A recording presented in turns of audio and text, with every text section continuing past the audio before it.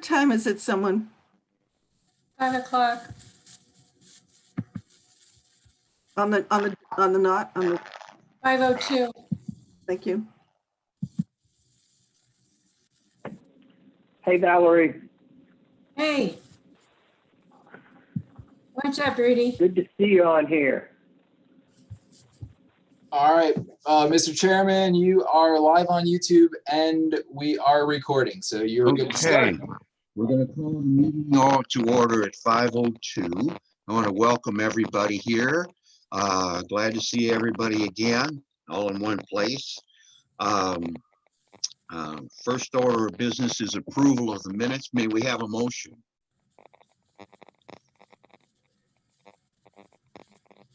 Rudy recommends a motion to approve the minutes from July 13th as presented. I'll There's a second. All right, Bert. So Rudy moved, Bert seconded. All in favor? Aye. All Aye. right, let's see, I probably should poll everybody here. Rudy, Yes. Bert, Yes. Lois, Yes. Rovell. Now, can I vote on these minutes since I wasn't at the last meeting? Oh, that's right. Yeah, Nope. it's okay. He's gonna abstain. Valerie, Abstain. okay, and Ben.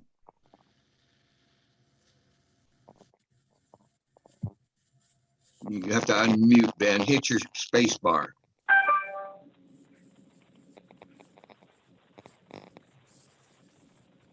You vote, how do you vote on the motion, Ben? Okay, all right, gotcha. All right, so it passes 5-0 with 2 abstentions. All right, chair's report. Let's see, here we go. Okay, all right, now, the signs are up at Pleasant Grove and they're all paid for. I just got a receipt for the payment today. And I've looked at it. Curtis, point of order, you got treasurer's report listed before chair report Oh, gosh, on did the I? agenda. I'm sorry, yeah, Yep. okay, I get ahead of myself all the time here. All right, treasurer's No report, Ben. And that was just mailed out a little while ago. I haven't had a chance to look at it. Has anyone? I took a quick gander at the notes, but not the actual reports. But Ben, are you Well, why don't able to let's talk yet? Okay, all right, all right, the opportunity fund, there that is.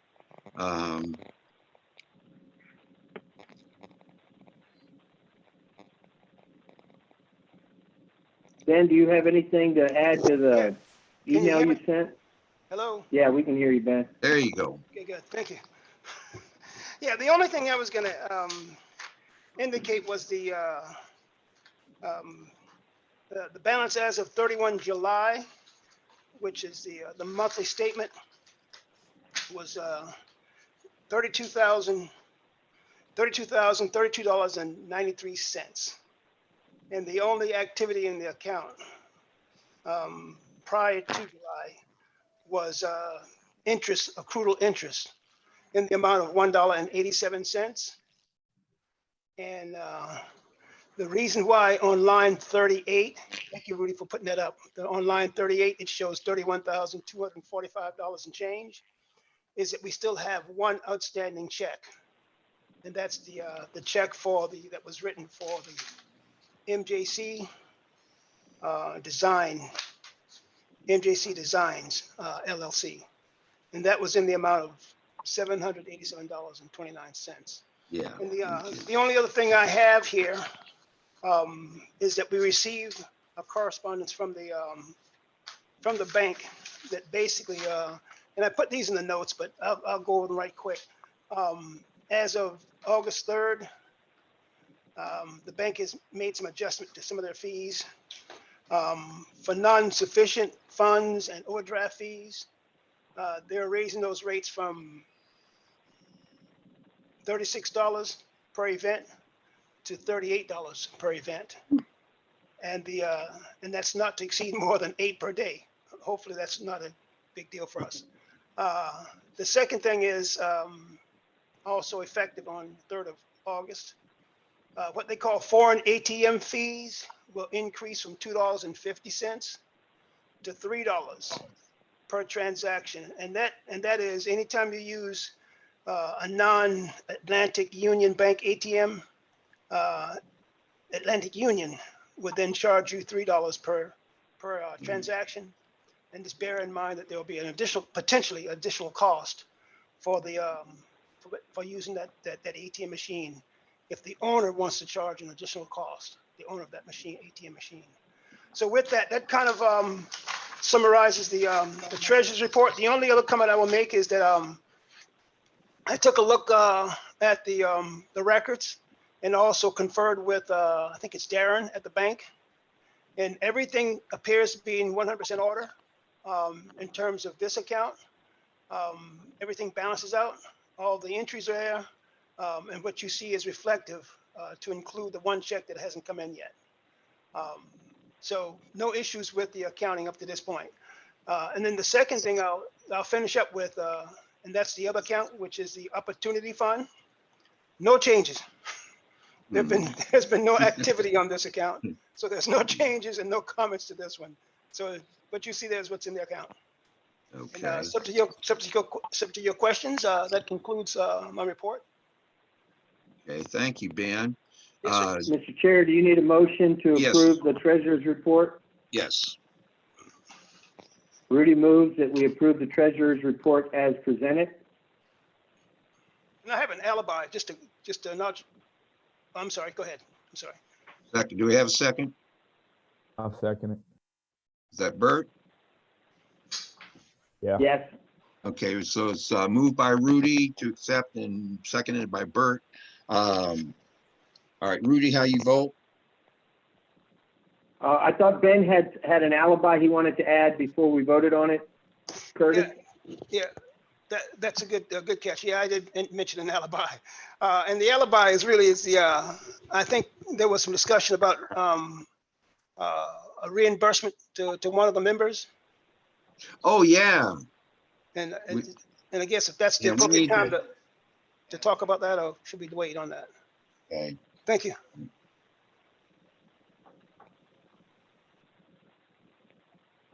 Yeah, back to the new business here. All right. On this motion, Bert, how do you vote? Aye. Lois, Aye. Rovell, Aye. Valerie? Can't hear you, Valerie. Press the space bar.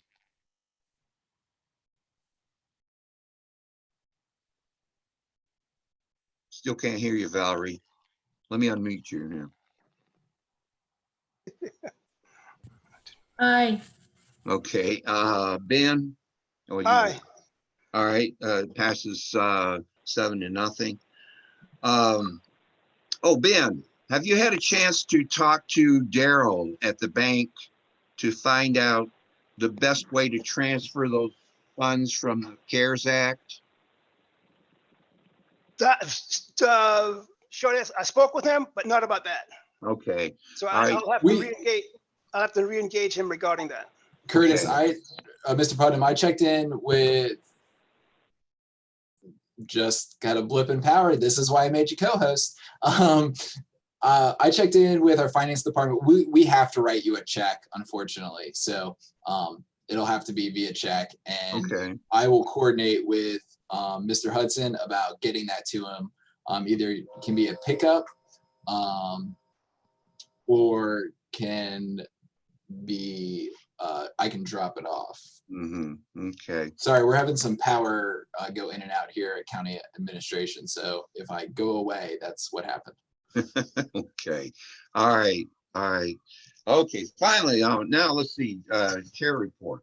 All right, the signs are up at Pleasant Grove, and I think they look pretty good.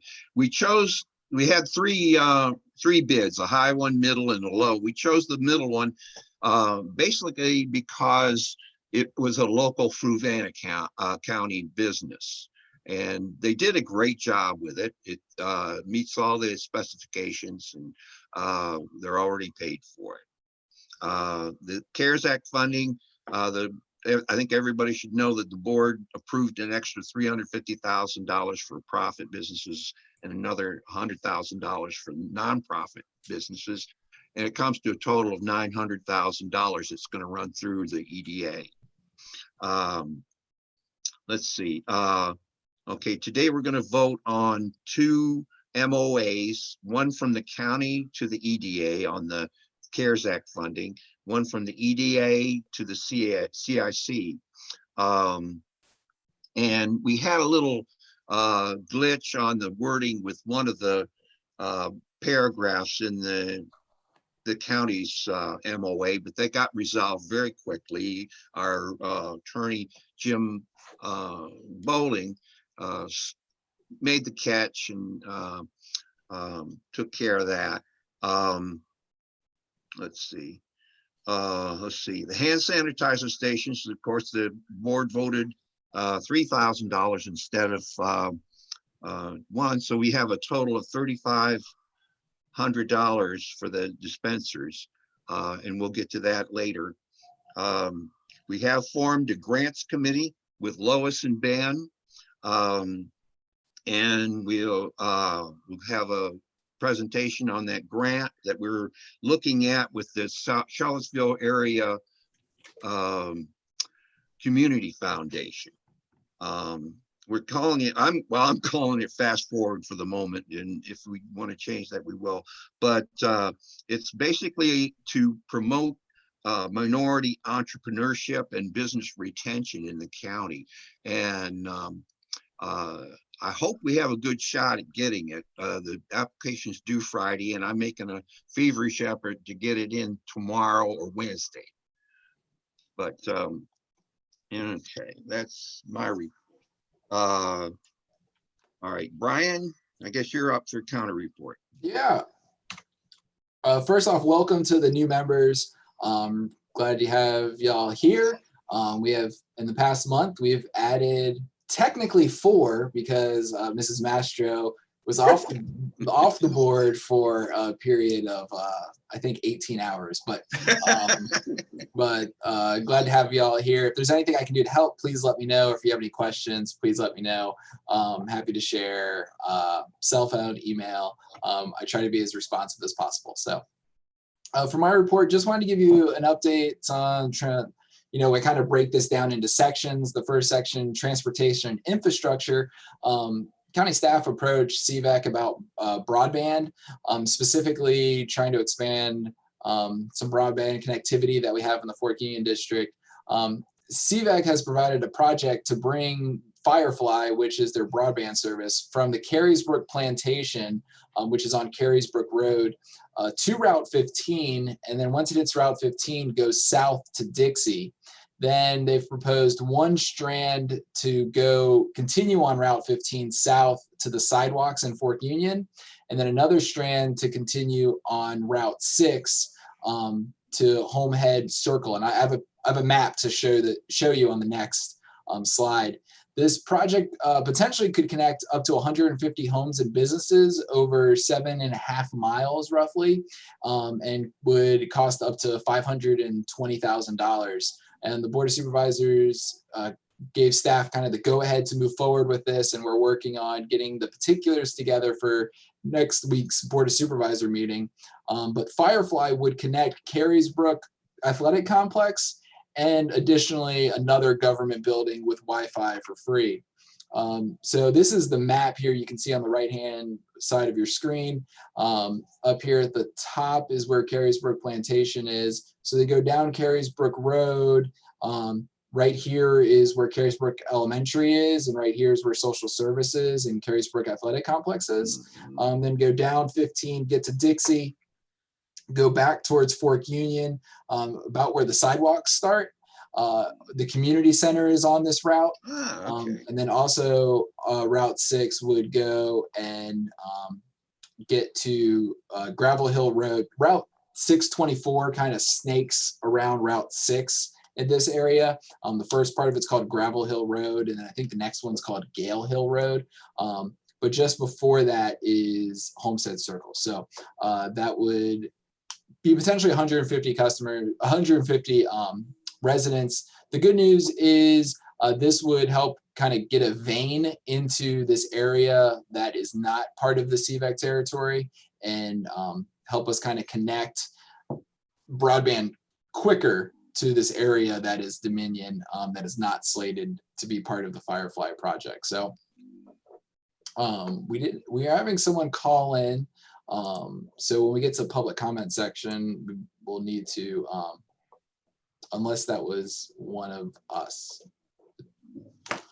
Hold on, let me just double check this phone number. I think this might be Rudy calling in, unless Rudy's still here. Is Rudy still on?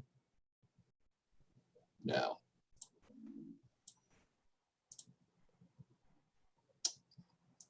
Okay, sorry, that's Rudy. If Curtis, could you text Rudy and let him know he has to unmute? I can't unmute him. You can't unmute him? Okay. No, he's on the phone. Oh wait, here, I got it. Got it? Okay. Maybe. Anyway, continuing on. Rudy's on the same electric as us, so he probably lost electric. So Fluvanna Business Spotlight, Amo Gelato Cafe, opened on July 20th. It's located at the Jefferson Center. They're open from 10 a.m. to 9 p.m. every day, and that's our August Business Spotlight. This is the same owner as Blue 53 and both Sal's Restaurant. So a good business owner from Fluvanna, kind of expanding operations. So the Quad County Business Summit, as you may or may not be aware, the Quad County Business Summit, we are scheduled to host this year, and we were supposed to host. What we're going to be doing is we're going to be distributing a survey to participants of the last 2 years, and we're going to ask them if they would like a virtual Quad County Business Summit, and if so, what information they want to learn. We most likely will pivot to just this year will be useful webinars, unless there's something that business owners are looking for that we can add to the conversation. If business owners are just looking for information about PPP forgiveness, or there's a million webinars available for those. So if that's what they're looking for, then we can just provide those, useful webinars. But if there's things that they would like that aren't out there readily available, then we would have a virtual Quad County Business Summit.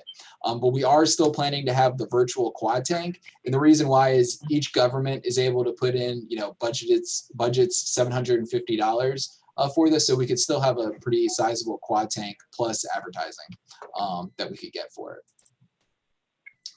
Also a note, Economic Development 101, because there are several new members on the EDA, there's a virtual class that you may be interested in. Virginia Economic Development Partnership has a quarterly orientation for professionals like myself.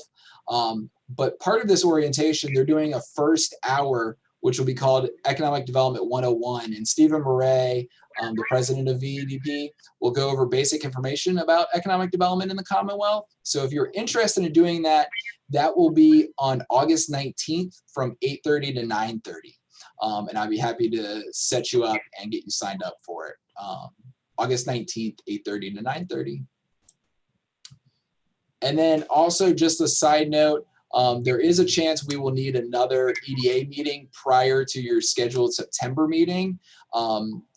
If you don't check your email all the time, or you want me to give you a call to let you know, please let me know. But I will be in contact with the chairman in case he needs to call an emergency meeting. Okay. And I'm available for any questions. Hey, Brian, can Yes. everybody hear?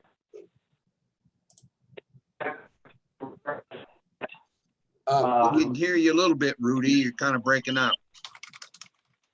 Yeah, Black Country. And yeah, as well. Rudy, we're getting about every other word. I'm not sure what I.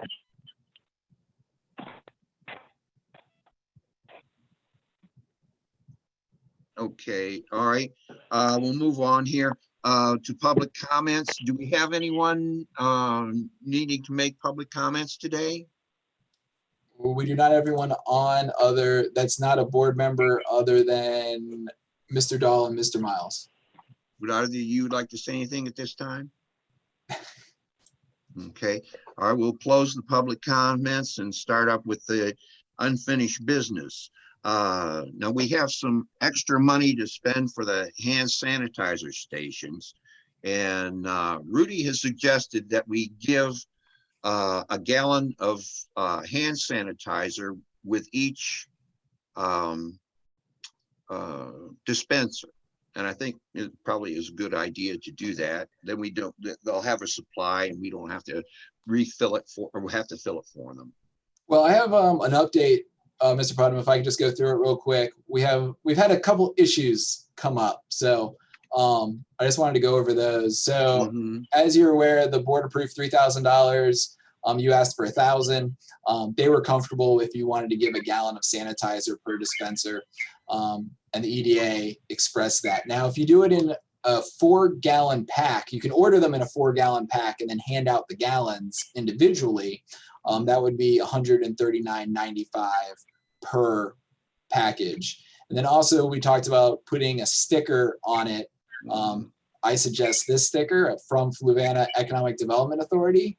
I could always use help with branding. So that would be $47 for 50 of them.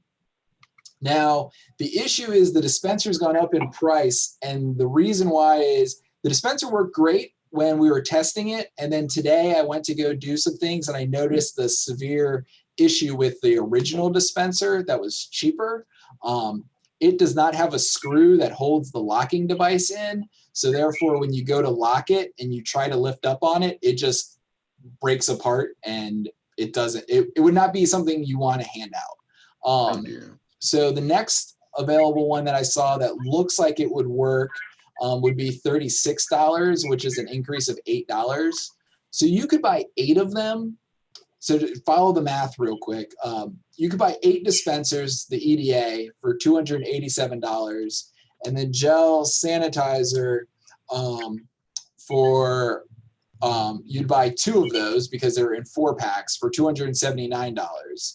Then jump down to the Board of Supervisors. The Board of Supervisors would pay for 44 of them, which would be $1,500. 11 packs of gel, which is, that equals just over $3,000. So if you take their extra 123 and put it onto the board, the EDA side, that would equal the extra 2 that you haven't paid for, that you said you would pay for, because 2 of them are $71. So I just want to show you the math, because if I were trying to break it up, it would make the gel sanitizer not work. And the way this will work is the EDA will have to buy them all and then invoice with receipts, because we need to keep track of what was spent for PPE, what was spent on PPE, because that makes it CARES eligible. So the EDA is going to have to spend this all upfront anyway. So the grand total would be $3,738.19. And that includes labels, the EDA buying essentially 10 dispensers plus a gallon, I just wanted to kind of go over that pricing. Again, I would recommend ordering 1 dispenser. I think we can do some things to make this one work, but we would not want to do it 50 times. Like this one, you'd only want to work on once. You would not want to try to fix it. It's basically missing a screw, but I don't know if it's easy to find that type of screw. Me and a coworker were trying to figure it out today. So I would recommend ordering the $36 one, checking its quality. If it's good quality, then we can go forward and order another 40 something of them. So that was what I had for that. Okay. To approve that? Power, Do we Valerie? need to approve that proposal? I was just thinking what I was going to propose is that we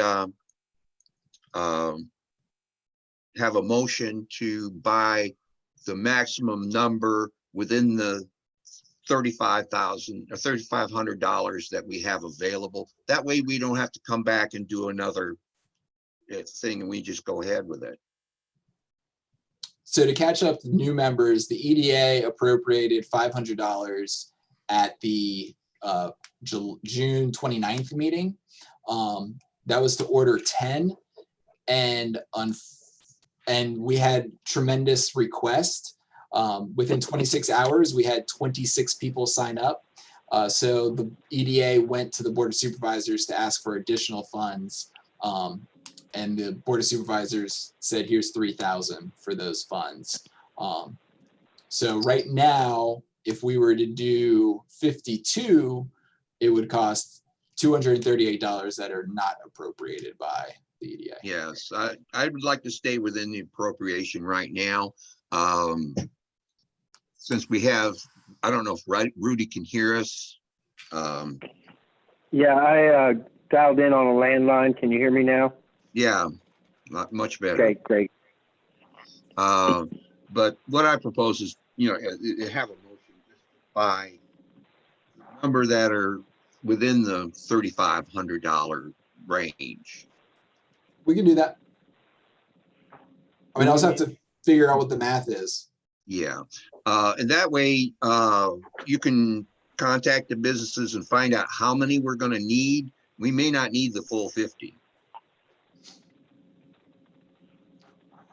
We turned off the sign off, so we're not quite sure. We have 26 signed up right now, but correct. Yeah, okay. And then can we have a motion to that effect? Curtis, do we need a motion since we already approved the money? Well,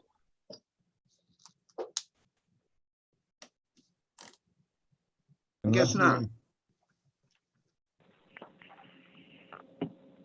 So we're not going to try to approve the extra $238 and just go with the original 500, No, correct? stay with the original. I'd say stay with the original 500, just to not complicate things. We can do that. And if we get tremendous, let's say that means 48 are able to be ordered and a 49th person comes, I can always come back to you in September for that additional amount. So that's fine. I just want to make sure you guys were aware. And then is Rudy the one that's going to be ordering again? The new one? If so, yeah. Okay. How much is the order for that particular one?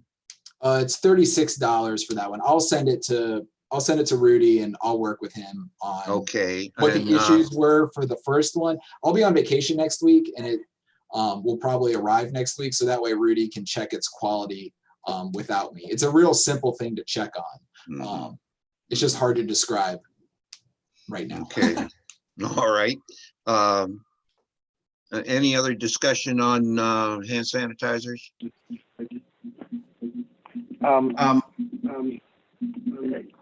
Yeah, Curtis, this is Rudy. I think we need a motion to reimburse me. Let me drop off. Yeah, I was just going to bring that up in new business. Yeah. And what I would like to suggest is that we reimburse Rudy for the purchase of the previous hand sanitizer in the new dispenser.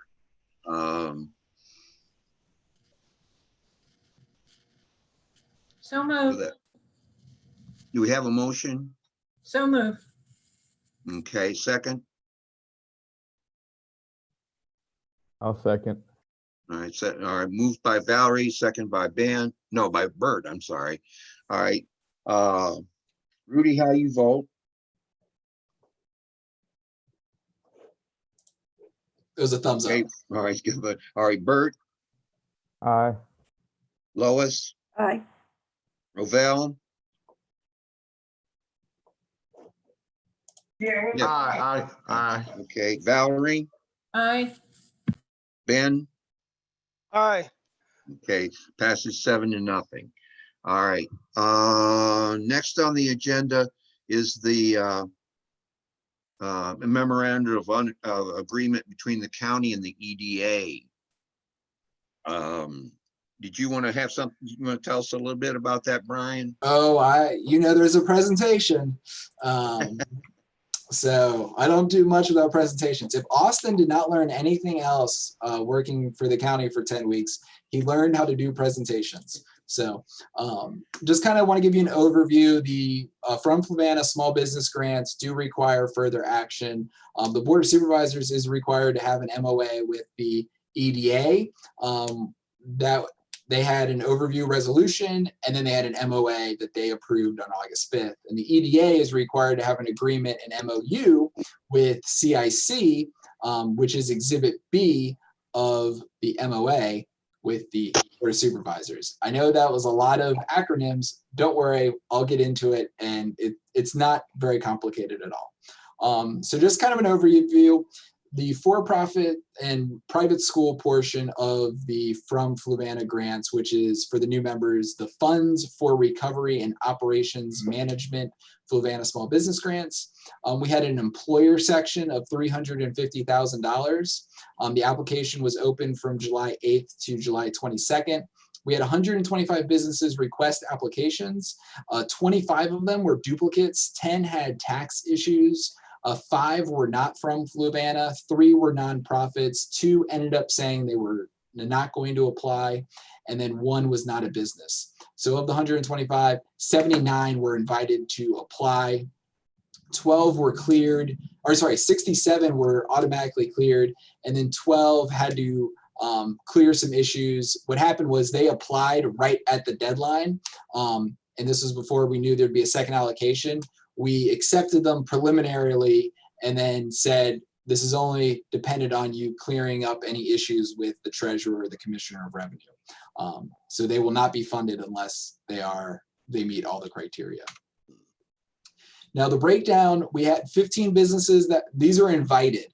15 businesses that had 0 full-time equivalent employees. 1 that had 26, 1 full-time equivalent employee were 26 businesses. 38 businesses were 2 to 20 full-time equivalents. I'm sorry, 38 were 2 to 20, 2 were 21 to 50, and 0 businesses applied that had more than 51 employees. If all invited businesses applied and were approved for the maximum amount, that would have been $577,500. However, we only received applications for $338,500. So you can see not everyone that was invited to apply actually applied.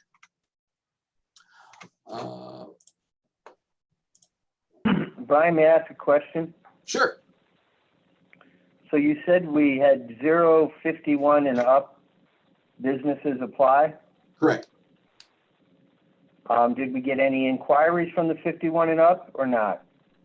0 inquiries. These were invited businesses. So if you inquired and you passed all of your taxes, you would have been invited. But no, we did not have any requests. So Fork Union and Fork Union Military Academy and the waste processing company whose name just ran out of my head, Vanderlyn, neither one of them applied? I don't know if it'd be appropriate for me to go over specific businesses. Got it, okay. But I can tell you that 0 businesses over 51 employees inquired or applied. Got it, okay, thanks. For our nonprofit portion, we had 100,000 allocated. The application was open from July 13th to July 22nd. 10 organizations requested an application, 3 of which were duplicates. So therefore we had 7 invited. Now the Board of Supervisors required that if you had provided a community need, such as food, childcare, or other household needs, then you are eligible for $15,000. And we had 3 nonprofits invited to apply for that. And then if you were a nonprofit, but you did not provide a community need, we also had 3 of those. If all invited were approved, it would have been $60,000. On earlier in the summer, on June 17th and July 1st, the board allocated 450,000, and that was that 350 and 100 breakdown. On August 5th, the board allocated an additional 450,000 for a round 2 of the grant program. So the grant program is now 900,000 with 700,000 for the employers is really a good way to think of it. 700,000 for our employers and 200,000 for our nonprofits. The board approved the MOA with the EDA on August 5th, and their only changes that they made were to include additional amounts, such as the 900,000 rather than just the 450. Now, the MOA with the Board of Supervisors authorizes the board to allocate 900,000 to the EDA. Of that, 700,000 will be for the employer section and 200,000 for the nonprofit section. The BOS does not have the authority to distribute grants to businesses. That is prohibited from the Virginia Constitution. However, the EDA does have that authority. The EDA is then charged as part of this MOA to work with CIC to determine eligibility to make sure the grant program works as intended. And then the EDA will distribute these to the businesses, and the way the EDA will do that is the EDA will send the money to CIC and CIC will fund the businesses. So Exhibit A of the MOA outlines the requirements for businesses and organizations and the metric established for disbursements of the grants, as was already approved by the Board of Supervisors. And it states that the EDA serves as a conduit to handle this program. Exhibit B is of the MOA, is an agreement between the EDA and CIC, and it is kind of basically it's the EDA and the Board of Supervisors saying the EDA will have an agreement with CIC and this is what it will look like. We have not made any changes to Exhibit B other than the grant amount. CIC will determine grant eligibility based on requirements assigned, and CIC will return any unused funds by October 30th, 2020 to the county. So all of this needs to be wrapped up by October 30th per the agreement. So any money that's not spent, the EDA needs to send it back to the county, and if the CIC has any money, CIC will send it to the EDA back to the through the county. So the motions that you will handle before you are the MOA between the EDA and the BOS, which if we need to view it, I can do that. The MOA includes an Exhibit A and Exhibit B. That is what you'll be approving as part of the first motion. The second motion is that Exhibit B. You'll be approving that because that is an MOU between CIC and the EDA, and that also includes an Exhibit 2, which Exhibit 2 is just CIC saying, this is the work we would do if you want us to do it. And I also have a link to the resolution of the board adopted on August 5th, if we need to view that. So do you have any questions for me at this point? I have the motions already written up for you that have been reviewed by attorneys. Brian, this is Rudy. I have a couple of technical questions. Yep. So you said we have to get the money back to the county by what date? October 30th. Okay. So if CIC has approved but not dispersed the funds by October the 30th, do we just come back to the county to ask for an extension on that if we know the money's going to be expended? I'm sure that was what we could do. CIC is planning, part of CIC's agreement is they would only do 2 rounds. So basically our next round is going to be our last round regardless. The time frame for that, we are first in line for a second round, which will put us applications opening sometime towards the end of August and funding sometimes towards the end of September. And how does the CIC tell us how much they need? Is it a block grant, or do we have to do multiple transfers to them? They've invoiced us.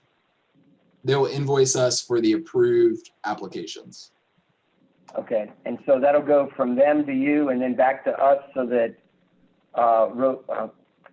Ben knows how much money to send them? Is that the process? Yep.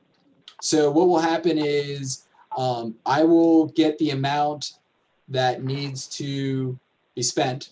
I will get that invoice, send that to the EDA. Also, I will do a check request through our finance department that gets approved, through our ladder. The finance department will write a check to the EDA. At that point, I will have the check, let Mr. Hudson know. He will deposit it. He will then, once that clears, be able to write a check to CIC, and CIC will be able. CIC might be able, I think, prefers a wire transfer, which will be easier.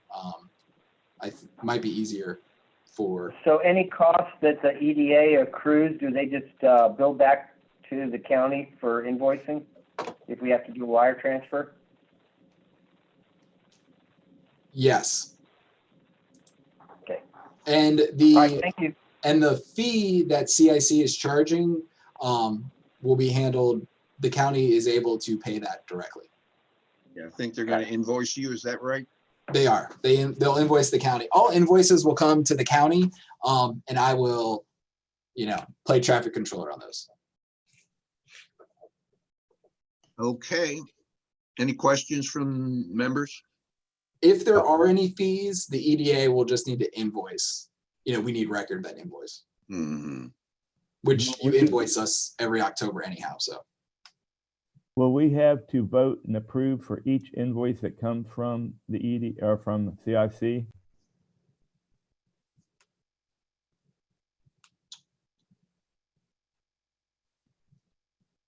I would not think so. No. This is giving the authority.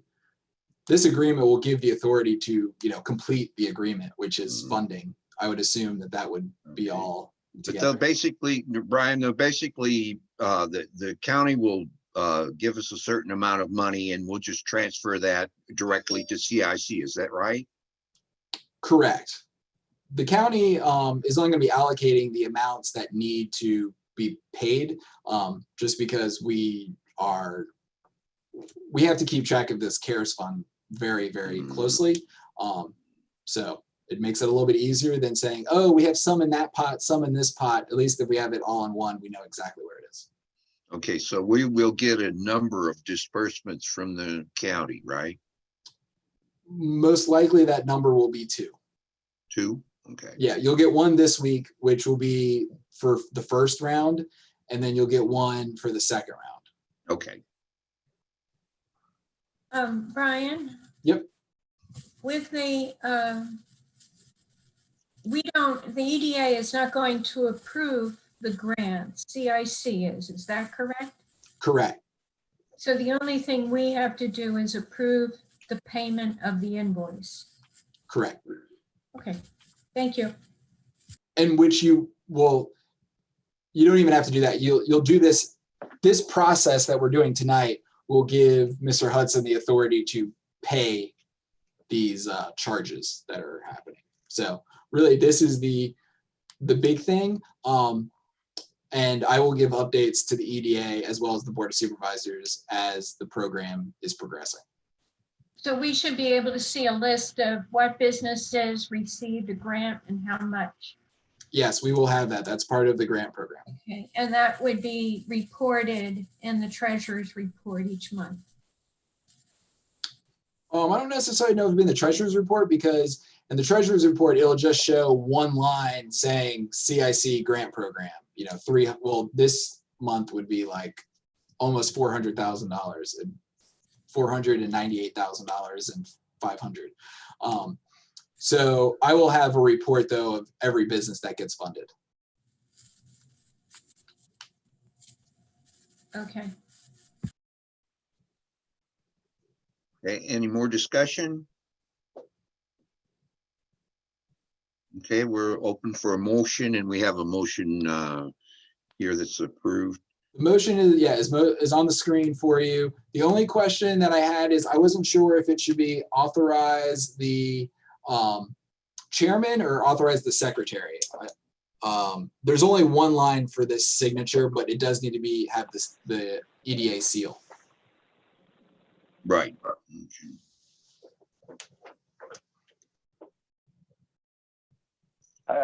Curtis, I think it should be the chair personally, unless the attorney is otherwise said it should be the secretary. Oh, yeah, it should be chair. Okay, Should be chair, yes. so just ignore that little blue part. But Yeah. if someone could make this motion. Oh, So Rudy will read the motion and make the motion. I move that the Economic Development Authority approve the memorandum of agreement between Fluvanna County and the Economic Development Authority of Fluvanna County, the EDA, related to the allocation of grant funds to and administration by the Economic Development Authority in coordination with the Community Investment Collaborative of the grant funds for the previously approved allocations by the county of $700,000 for funds for recovery and operations management from Fluvanna small business grants for profit grants and $200,000 for from Fluvanna small business grants, nonprofit grants out of the $4.758 million of CARES Act funding the county received, and further authorize the chairman to execute the agreement subject to the EDA attorney approval as to form. we have a second. I second. Moved by Separate. Rudy, and who was the second? Rovell. Rovell second. Okay, well, I'm gonna poll the members now. Rudy, Yes? Bert, Aye. Lois, Yes. Rovell, Yes. Valerie, Aye. Ben. Yes. All right, motion passes 7-0. Okay, we're ready to move on to the second memorandum of understanding between the EDA and the CIC. You have a motion for us, Brian? Yep, it's on the screen. And now this one is the exhibit B of your MOA, but this one would be only between the EDA and CIC. Mhm. And CIC has viewed this and did not have issue. Mhm. Okay, is there any discussion on this or questions?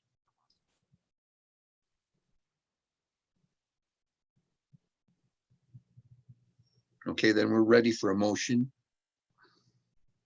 Chairman, this is Ben. I'll go ahead and make this motion. I move the Economic Development Authority approve the agreement and memorandum of understanding between the Economic Development Authority of Fluvanna County and the Community Investment Collaborative related to the administration of the funds for recovery and operations management from Fluvanna small business grants, and further authorize the chairman to execute the agreement subject to the EDA attorney approval as to form. I'll second. This is Valerie. All right, moved by Ben, seconded by Valerie. We'll poll the members now. Rudy, Aye.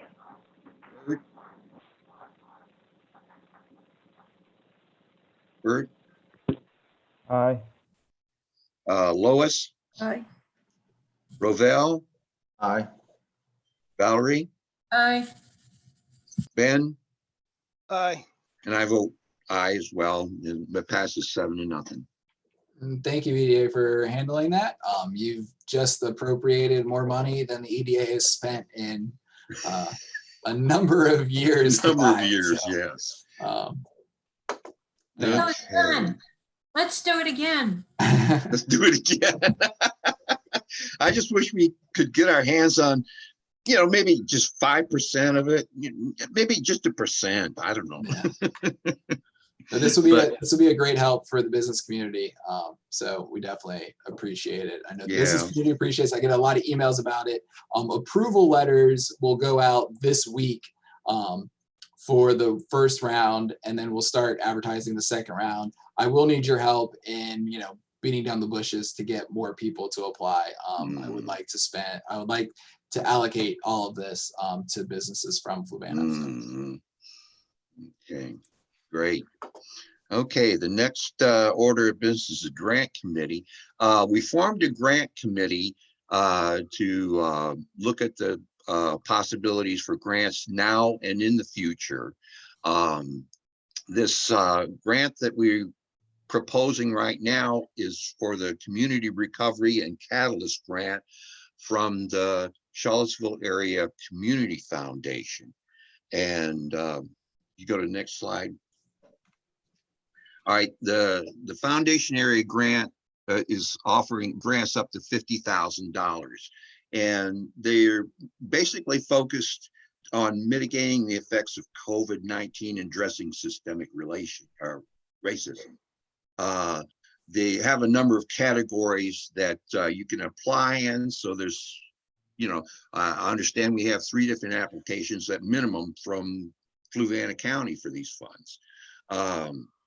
Our grant would focus on these issues by addressing inequality, addressing equity in entrepreneurs and training and access to resources. I sent out a sample proposal just lately before the meeting. I know everybody hasn't had a chance to look at it. Brian, could you pull that up?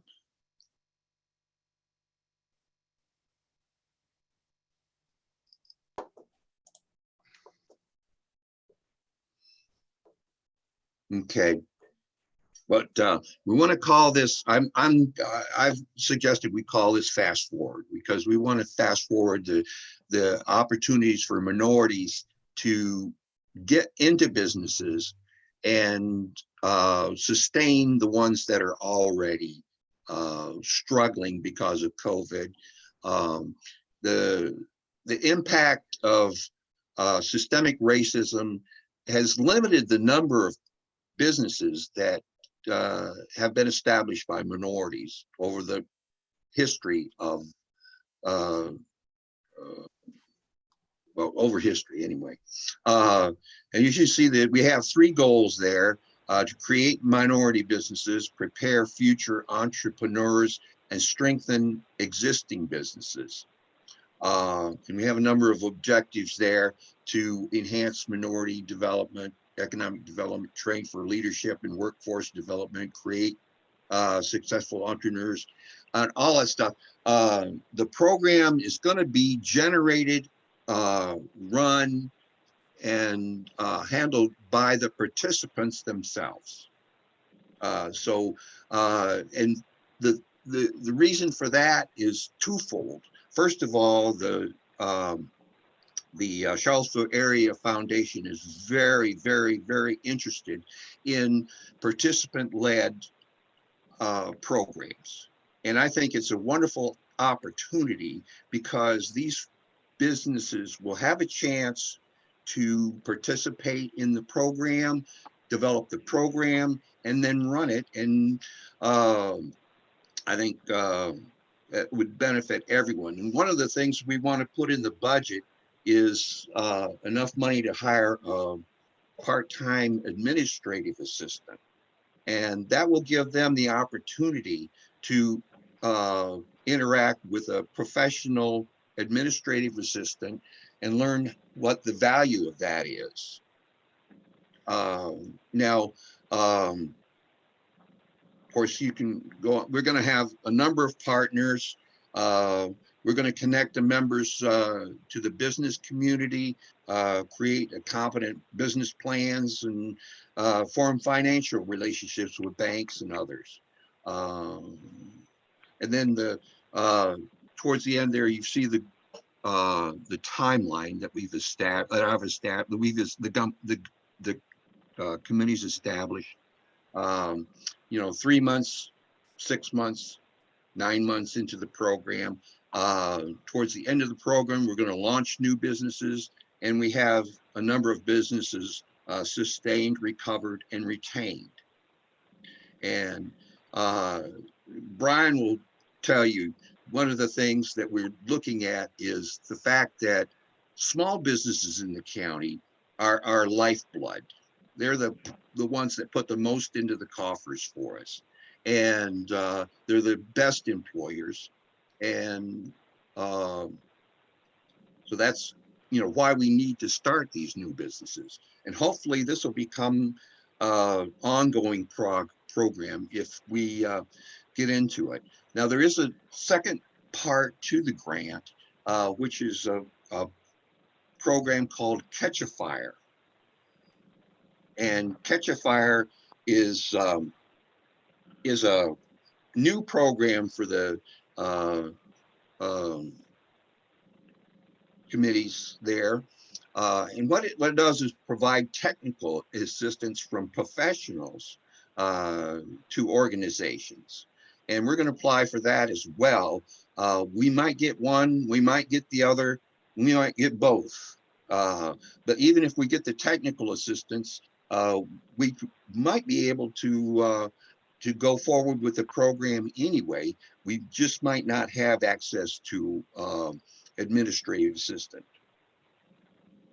But that's the program in a nutshell.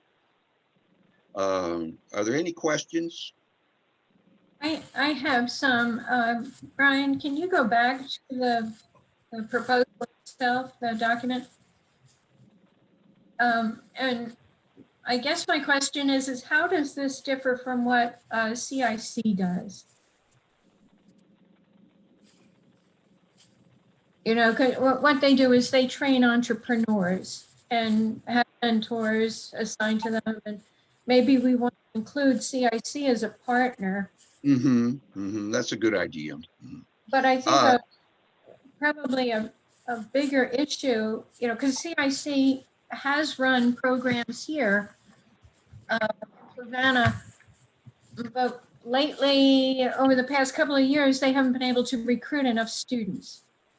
And maybe more focus needs to be placed on how do we recruit minorities who might be interested in becoming entrepreneurs and starting up their own business, and maybe even target certain populations.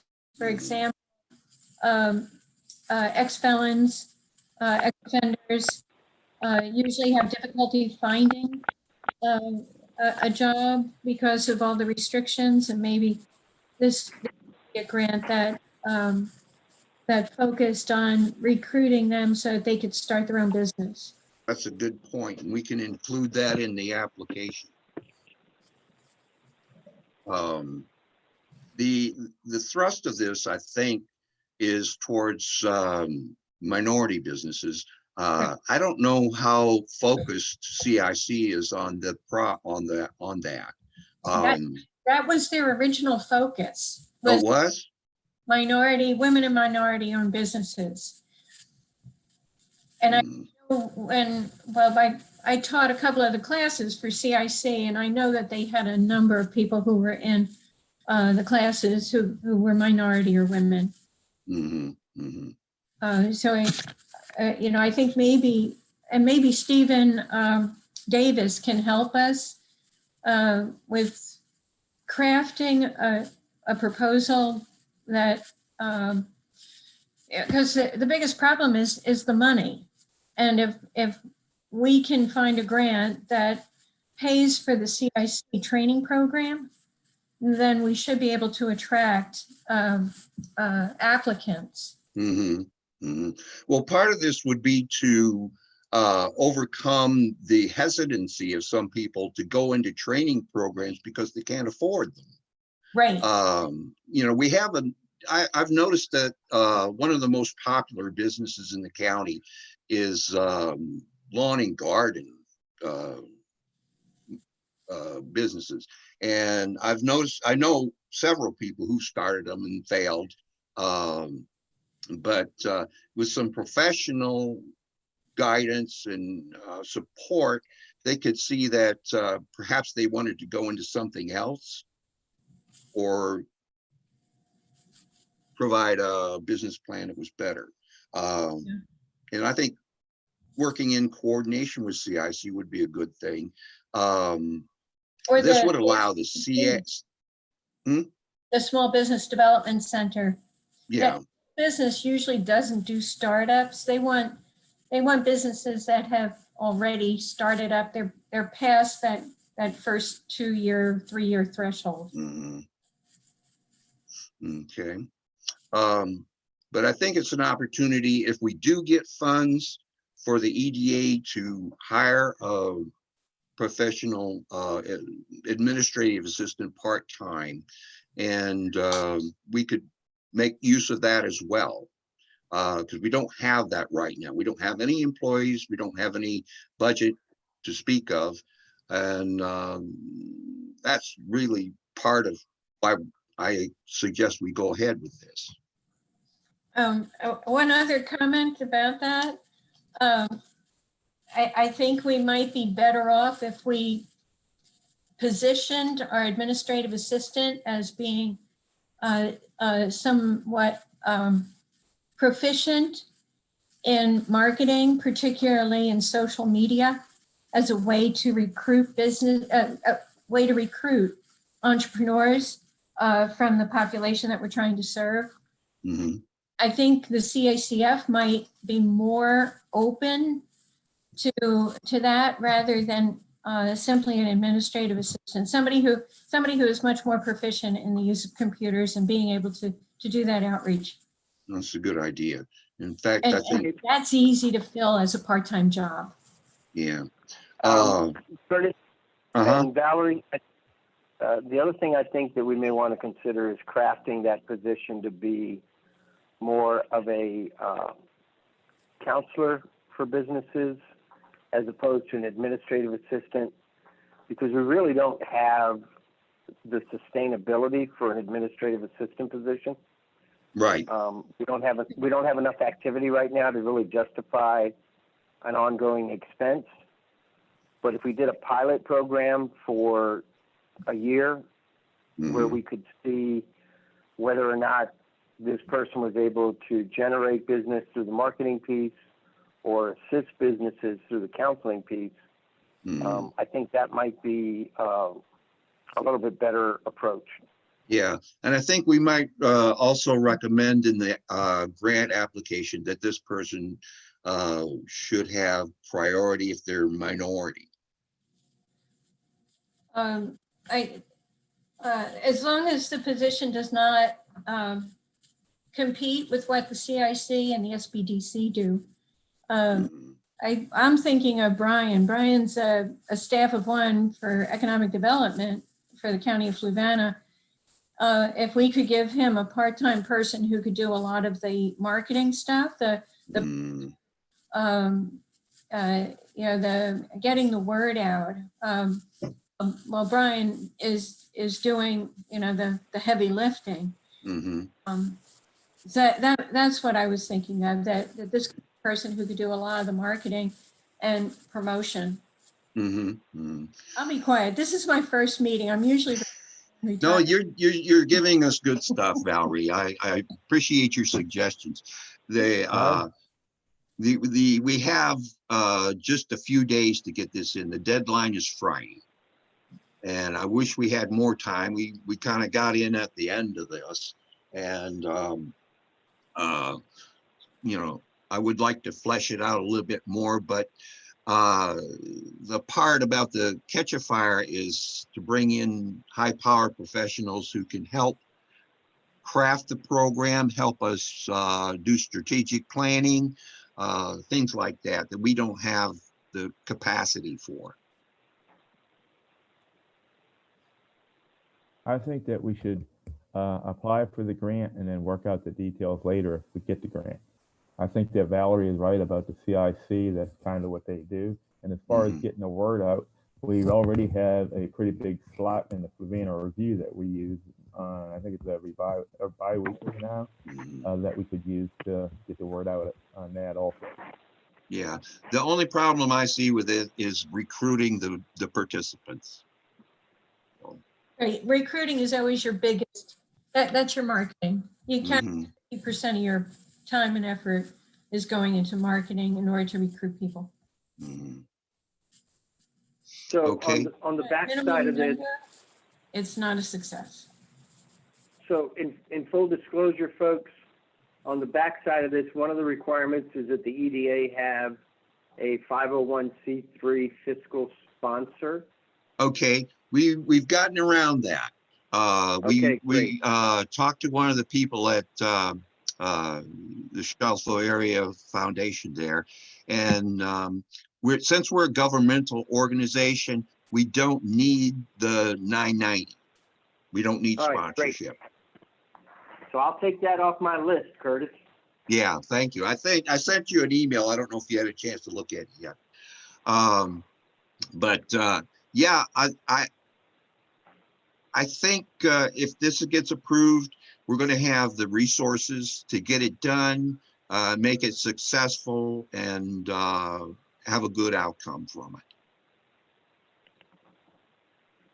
And it's something the EDA can do, because if the participants run it, we don't have to have too much of a hands-on. So are you looking for a motion then tonight? Yes, to may I proceed have a with it? motion? Yeah, I'll Bert? make a motion that that we allow the committee to go forward with the grant application. Is there a second? Second, And all right, moved by Bert, seconded by Valerie. We'll poll the members now on the motion. Is there any discussion more? Okay, Rudy? The only thing that I would point out is that for CACF to approve this, we're going to probably have to have some numbers for some different milestones from a budget perspective, Curtis. Yeah. And I haven't come up with the budget quite yet. I was going to talk to you particularly to find out how much administrative assistant might cost us. Okay, I can do that. If you're looking for Okay. a part-time, I've got pretty strong numbers on that. Okay, and what we would like to do is put some money in there for emergency gas money to get people to trainings. So sometimes they might run short on gas to get there. And also a certain amount of money to pay for some training at PVCC and other programs, because some of the folks may not have the money to go ahead and get in the programs. a lot of the training is online. Okay, are we ready for a vote? Valerie, would you kindly say that again?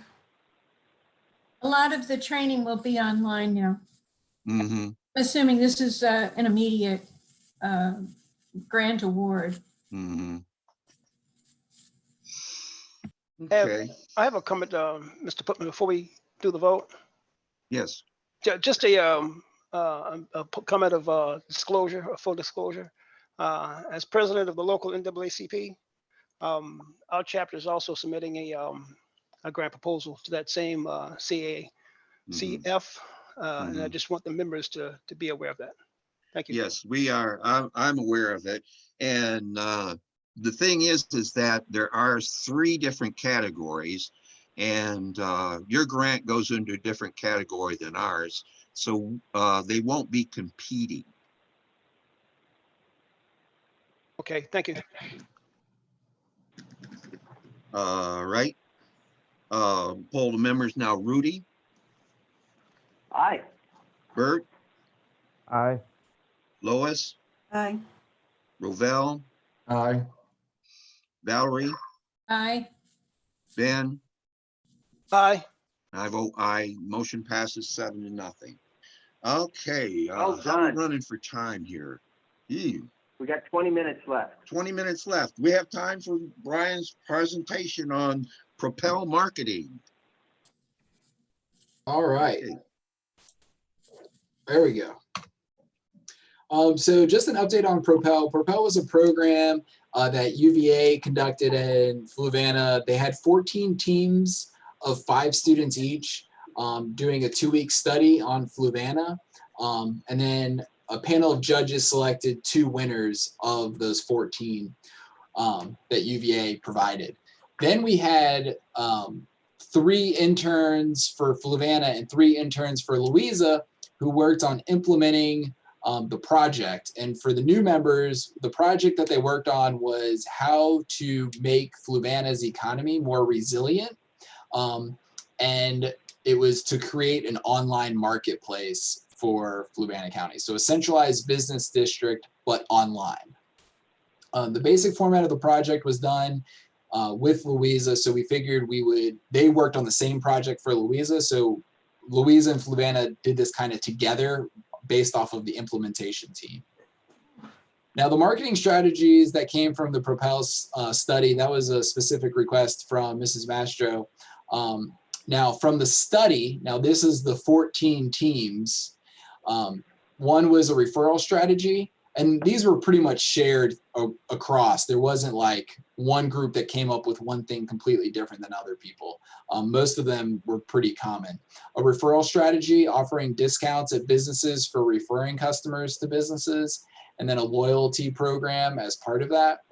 A big one that came up pretty frequent was a QR code to scan on the inside of windows. So when you go up to a business, it would say like, find me on from Fluvanna with a QR code that you could scan that would launch the website. A virtual Main Street to include e-commerce website and training sessions. One suggestion was a revamped county website. And then another suggestion was to use a third-party delivery service like Grubhub. Now, our implementation interns, they spent 3 weeks doing even a deeper dive into the county, and they were fantastic, by the way. The 3 that we got, if you were to ask me after watching all 14 presentations, which 3 students I wanted, these were the 3. So, I mean, we got the best of the best. So they recommended doing a website with a business directory and a search engine that allowed advertising. Their goal was to create a site that would encourage return visits. So some of their suggestions were a marketplace similar to Craigslist or Facebook for just Fluvanna residents, a calendar of county events, and then also to hire interns for updates. Apparently, UVA has this program called Handshake, and students, especially this next year, will be willing to do a lot of these experimental learning activities for relatively, they said for, $800, you could hire someone for a month to do work for you. They said some projects are UVA they will pay the intern, and the employer doesn't have to pay anything. So that was an interesting little side note. They discovered that they came up with a plan that made a website cheap, inexpensive website, and then to devote all the money on marketing. And then one of the big things that they had was a help page, kind of a step-by-step process to growing your business. So how to start your business, how to, open the doors, how to get more customers, how to, sell your business, all the way. They wanted a step-by-step, easy to look at process, and they came up with a lot of the resources that we would need already through their research. And this would just create a streamlined location in one spot. Now, the advertising plan that the interns came up with was to partner with local influencers. And they said this was vital because social media is kind of changing the algorithms where, the Fluvanna County page doesn't come up as often in your feed, in your Facebook feed, as much as your brother comes up. And the reason why is because Facebook has took a page and said a page is will show up, 7% of the time based off of a person. So if you can get some local influencers, and the idea here is you would partner with people that have big followings in the area, other businesses, that could help, drive more business to the main Facebook page that the website would operate. They also suggested doing yard signs, road signs, and mail ads. Fluvanna review articles, as we already have. Boosting Facebook posts, especially at followers or a targeted audience. So that way you could try to overcome that 7% number. And a big thing that I thought was interesting, videos, vertical videos that go into stories. There's been a 937% increase in vertical or mobile post interaction since 2017. So the whole turn your phone sideways isn't a thing anymore. People don't mind looking at a vertical video. And the big thing that they stressed was the rule of 7. Individuals typically need 7 exposures to a product before they purchase. So if you think about this website, we would need to reach residents about 7 times before they go to the website to find more businesses. The implementation plan that the interns came up with was to build an initial site along with the content within the 3rd quarter of 2020. Then you would start working on Facebook ads, develop vertical video ads, also do a mail flyer for the community members that maybe don't get the Fluvanna Review delivered to their house or don't have as great internet service. Also start adding additional community features once the site launches, do yard signs, and then you can do additional business features to the site, which could include trying to add in the commerce side, trying to add advertising to residents or email information that you could get out. So businesses from Fluvanna could get a hold of the email list of users of the site. So if I'm, Brian resident and I sign up to the site and I'm like, send me updates, businesses could then use one email list to be like, hey, Brian resident, come to, Curtis's Burger Shack, something like that. They also suggested boosting organic posts. Organic posts are just normal posts that you post from the Facebook page. But then the whole time they really suggested partnering with local influencers to get things rolling. So that was an update on the marketing aspect of it. I still need to work with Louisa, kind of see where they are. But they thought implementing the website we could do for hundreds of dollars based off of a business directory setup, not necessarily the e-commerce aspect of it. They even gave us the exact form that they suggest, which cost 88 bucks. So $88 to start, and then the cost of hosting. They thought we could get going. The only issue that is that just like the From Fluvanna app, I would have to be the one updating it, keeping it up to date. So if a business wanted to change their phone number, they couldn't log in to do that. They said to get kind of that type of functionality, which is really where we need to be, that would require a web designer. So that's kind of, they viewed a step approach. So that way the limited funds that are able to allocate right now could be spent on advertising rather than on a website design. And then in the future, you could always put more money towards website design.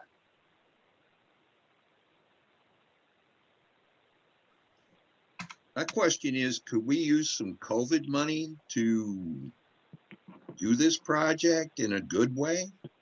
No. I asked that specific question.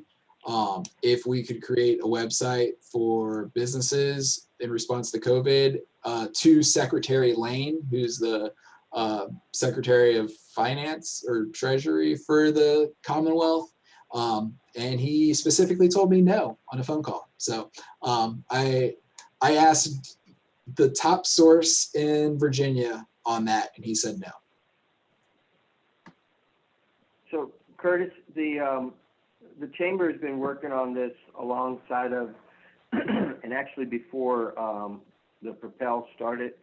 So we've already got pricing for a web developer to do a pilot with 25 businesses. And we're putting in for a CACF grant for that money. The initial cost is about 15 grand. So if we get the money, we'll be able to run a pilot, and hopefully if we run a pilot and it looks good, then we can convince the county to put some money into it. That would be my suggestion, To try to and get bring the the rest of county the to, community online. yeah, my suggestion would be to get the county to support this, because it really would promote a lot of businesses and a lot of tax revenue for the county.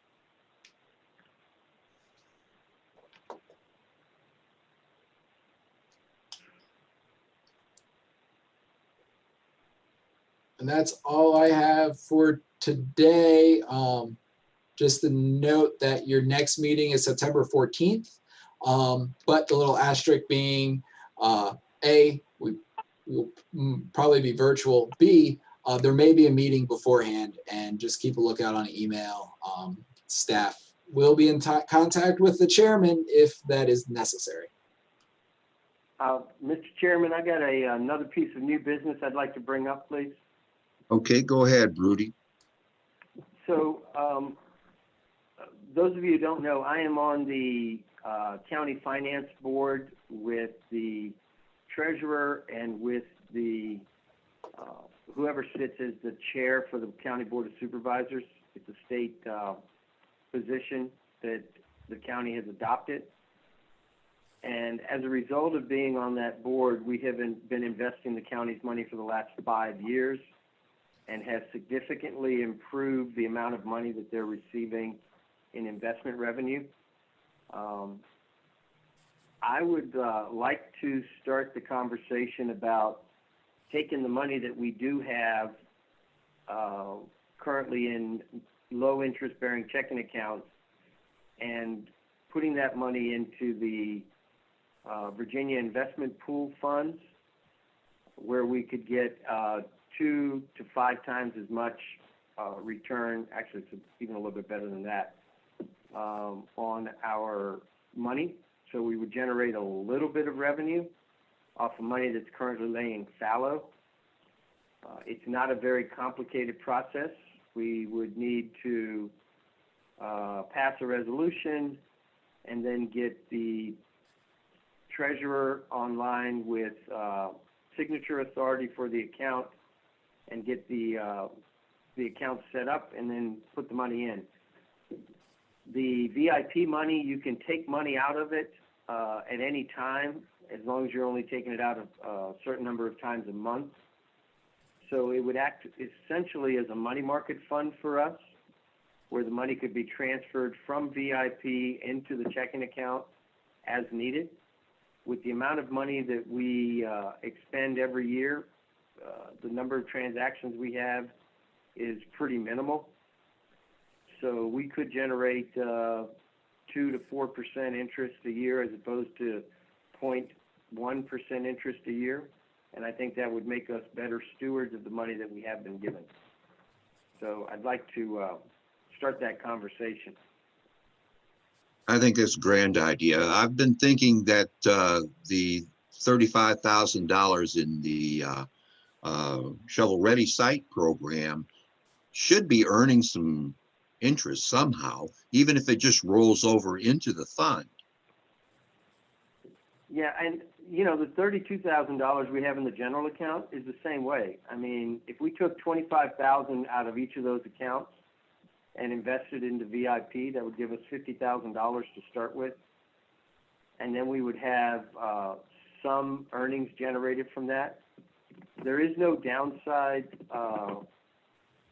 risk on the VIP. It's pretty much what it is. If downside risk is a problem, you can always move to long-term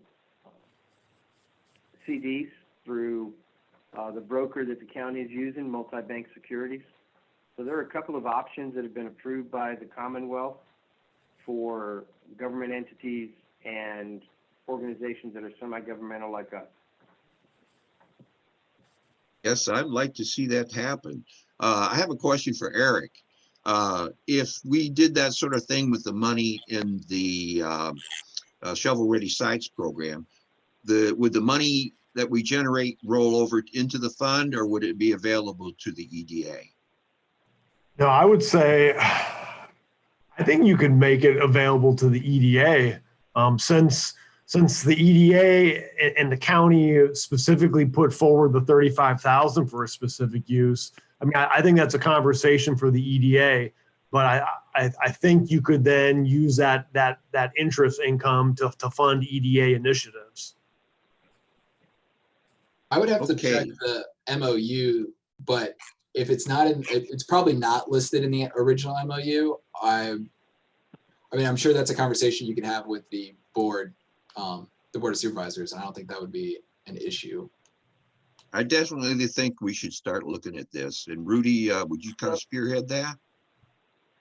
So, Mr. Chair, what I'd like to do is ask for an ad hoc committee of me and the treasurer to be given permission to get all of the details on this and present it at the September meeting for a vote. I'm asking for the advice of the rest of the members on this committee. I'm in favor of it. Is there any objections or problems or any other suggestions? I second the motion to form an ad hoc committee to investigate this. All right, we can go ahead with the vote then. We have a motion by Rudy and a second by Valerie. Rudy? How do you Yes. vote? Bert? Aye. Lois? Yes. Rovell? Yes. Valerie? Yes, Ben? Yes. The committee will be formed and we'll take a look at this possibility then at the next meeting, if possible.